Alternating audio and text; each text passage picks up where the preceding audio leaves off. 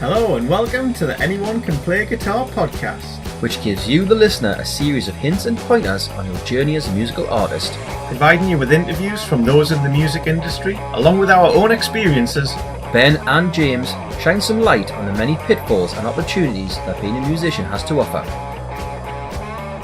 Last week we concluded part 2 with Gus and Wilson of Windchop, a fantastic two-piece band from the USA, where we covered getting signed, long-distance collaboration, whiskey covers, and interacting with other artists.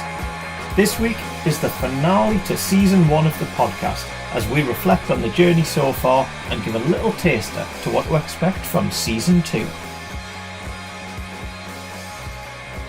Welcome to episode 40, the Season 1 finale, with me, James, and him, Ben. Is this where, at the end, there's going to be a massive twist / cliffhanger, i.e. is Jack Bauer still alive? And we just don't know until the next season. What, is one of us potentially going to die? Well, who knows? That'll be too early in the episode, obviously, to have some kind of mega twist. Right, well, I was going to say I just really wasn't prepared for that. If you were planning on, disposing of me, then... I wasn't planning on that. That seems like a lot of effort. That's exactly what you'd say if you were. That's true. Damn it. I'm on edge now. But it would have seemed like a lot of effort. In this heat. Oh, well. It's still hot, ladies and gentlemen. It is still hot. I mean, we're rapidly rolling into week 3 of heat. And apparently, there's no let up for another week and a bit, if not more. That's why we've had to call the season to an end. It is. It's just too hot. We're a winter-based podcast. Or at least a cool weather. Yeah, I like an autumn, a nice September podcast. But then again, you get the odd day in September, which can be very nice. Not often here, though. Exactly, and that's the oddness of it. Yeah. Well, anyway, that's not really the reason. No, of course it's not, no.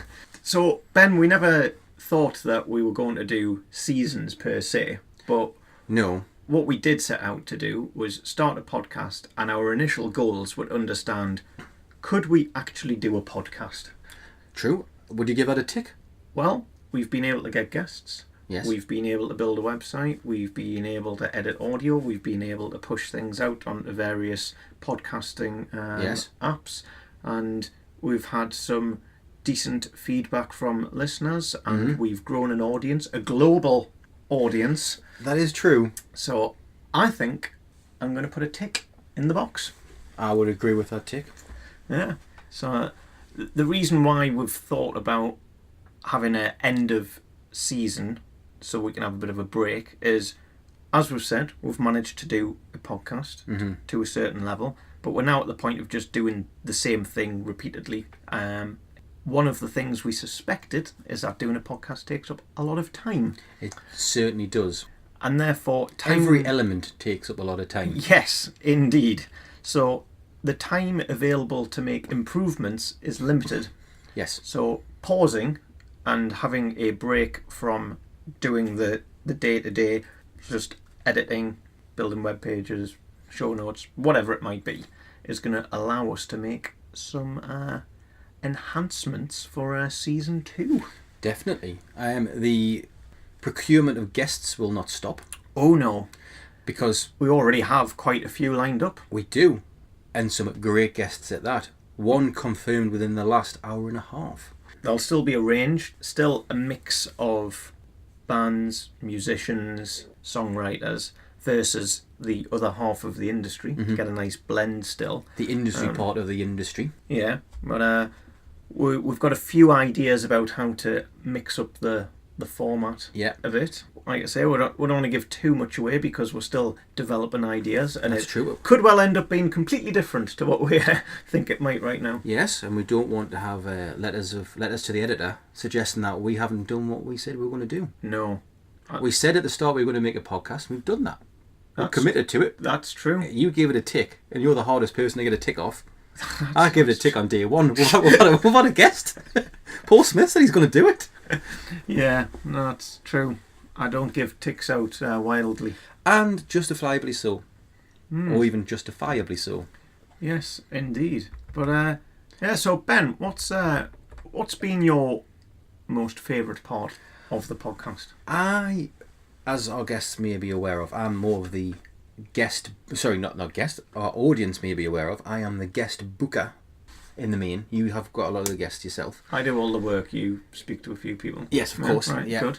Booking guests is brilliant. It's kind of like waiting for an email to come in. Who's it from? I've sent 20 out today, or in the last half an hour. Who's it from? It's something that a man of my age shouldn't be getting excited about. You're constantly on the edge of your seat. It is an exciting part. And then once you get a guest book, and then it's obviously you wait until the day it happens, and then it's kind of a case of sorting out when you're going to meet them, where are you meeting them, where you're going to be talking. Is it a tour bus? Is it backstage? Is it in a wind tunnel somewhere? Is it in in the a middle wind of the tunnel? city centre? Is it in a very glorious day in Edinburgh? But then you think, just meeting some of the people that I never thought I'd meet in this context.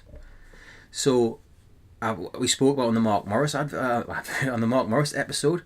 If you would have told my 17-year-old self that in a few years you'll be interviewing Mark about all of this, I'd be like, what are you talking about? And treat us like we weren't just someone that was talking to me. He actually spoke to us like he wanted to talk to us, like all of our guests. I'll just pick Mark as an example. Same thing like Paul Smith. I've seen him at like massive arena venues and festival venues, and all of a sudden we're having a conversation about stuff. So all of that is great. And then meeting people on the way, so like Paul Langley, never knew Paul existed before we interviewed Mark Radcliffe. And now he's a pal. We speak on the regular. Same with David Wilson. This is a person who's did music videos for a little band called Arctic Monkeys and another little band called Arcade Fire. He texts us on the reg. I'm like, all right, David. Is that what people say? I don't know. I think they do. I'm a bit away from the kids. Yeah, I don't know of anyone round our way who throws that sort of on the reg. Nah. Yeah, I'm trying to think of other things that the kids may say. I don't know if I can let you get away with that. That's fine. Okay. Right. Yeah. What about yourself?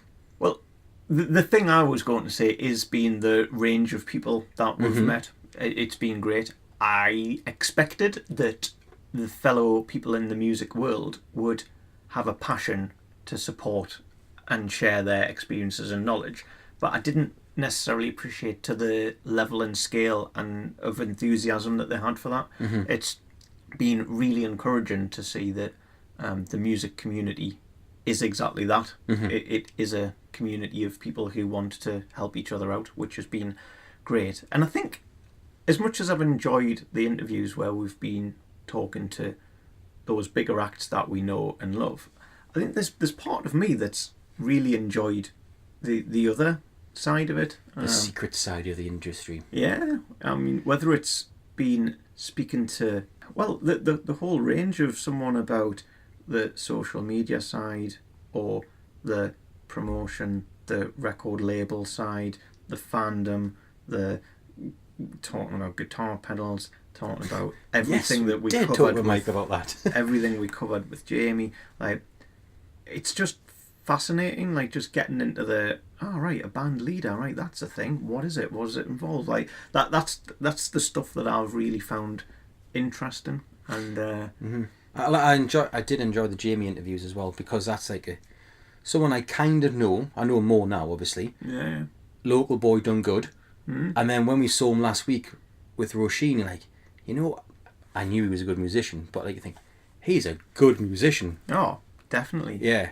And that was a great gig, by the way, just for the record. And again, speaking to people the other side of the world, I mean, when we've spoke to Joy, yes, spoke to Sari, spoke to the lads from Windshop, it's just brilliant. It's like, again, I just really enjoyed it. And the fact that, I mean, we've sort of said it a lot, sort of jokingly, how we have a global show, but we kind of do, and that's been something that I've said a few times that I just never would have thought. I've got the map up here, Ben. How many countries? I'm going to press a button. How many different countries do you think we've had listeners from? Well, that's a good question. Just to obviously we've got a visual here, which is great audio for a podcast.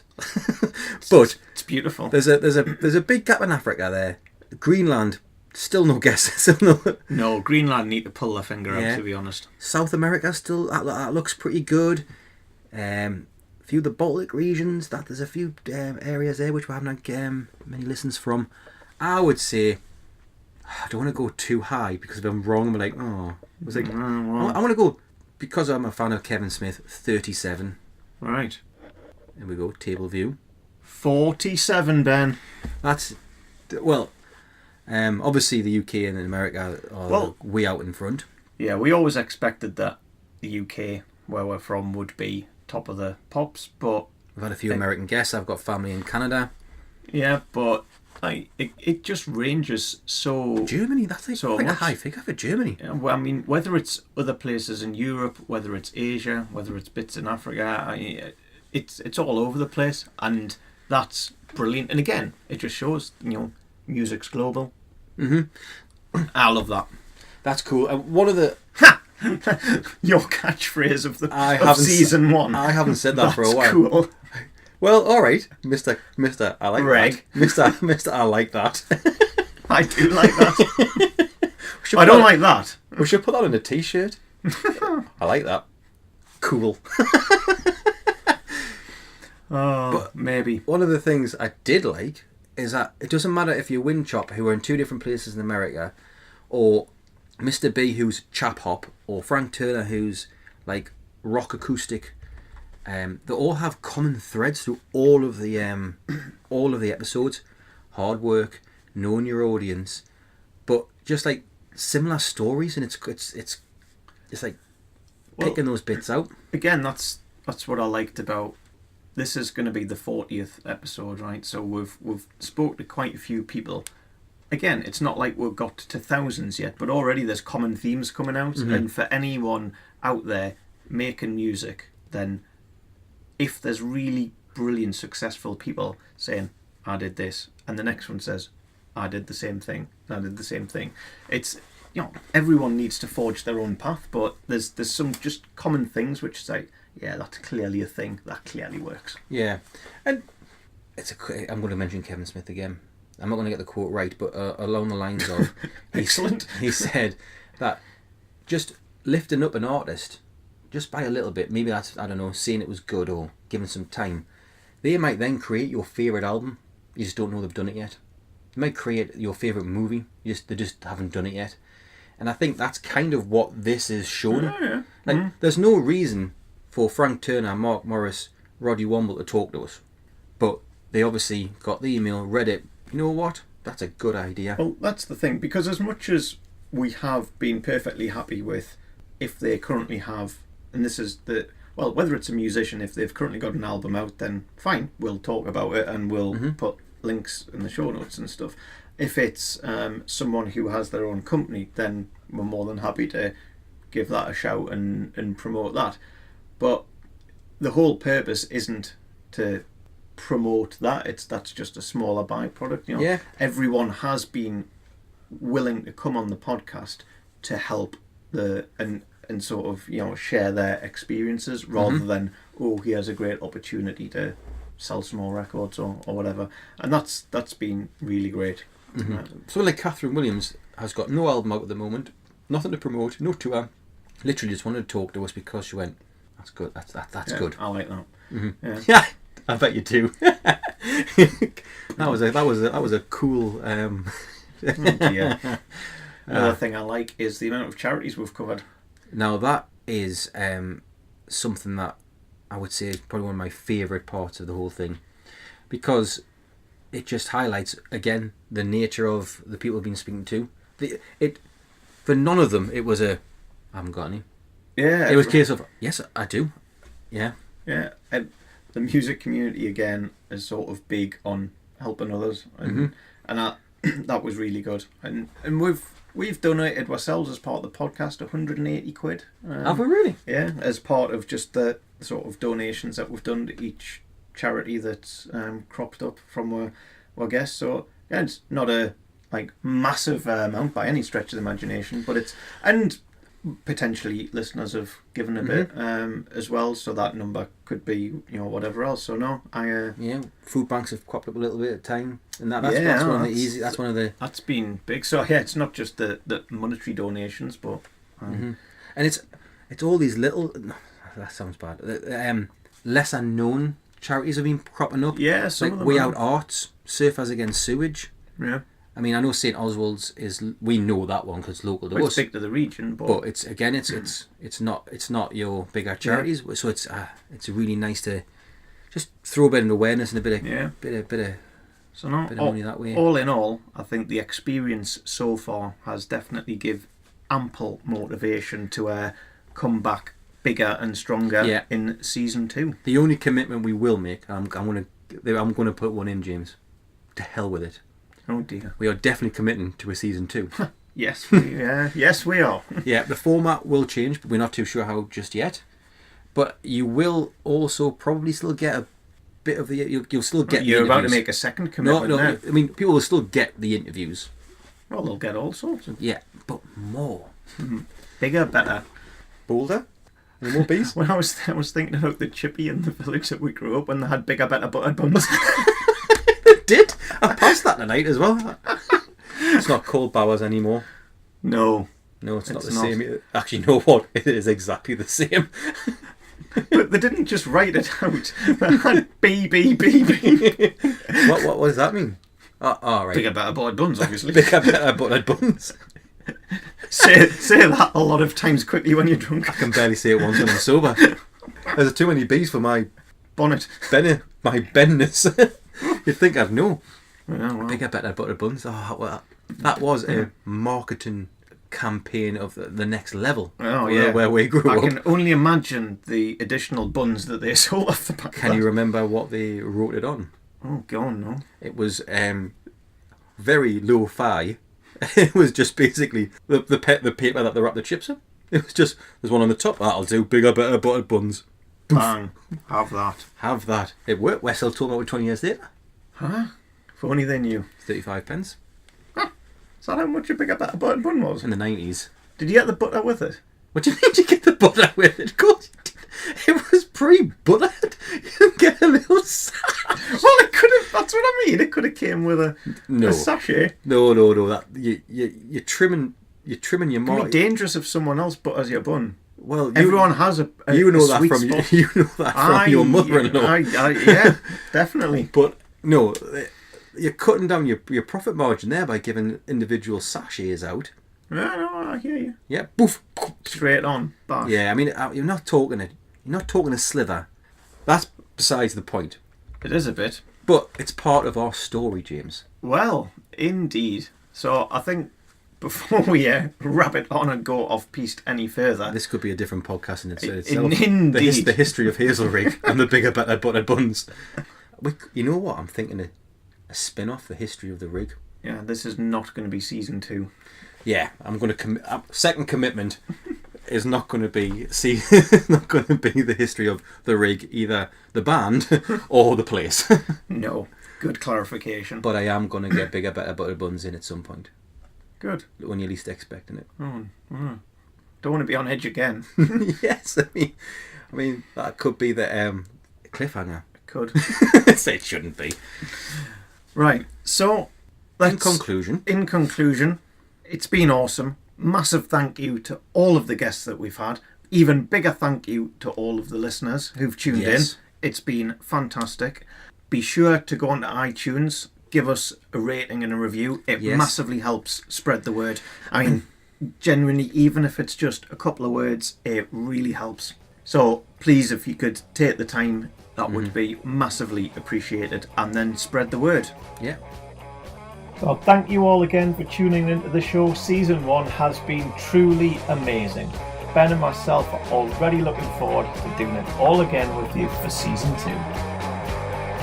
We've reached the end of this week's episode of Anyone Can Play Guitar podcast. Big thank you for tuning in, and remember to stop by iTunes or wherever you get your podcasts from and subscribe so that you never miss an episode. While you're there, it would be amazing if you could leave a rating and a review.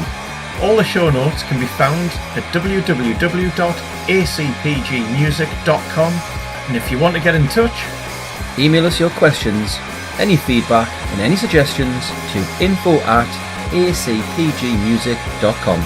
that's it for now. Keep supporting upcoming artists. And we'll catch you next time.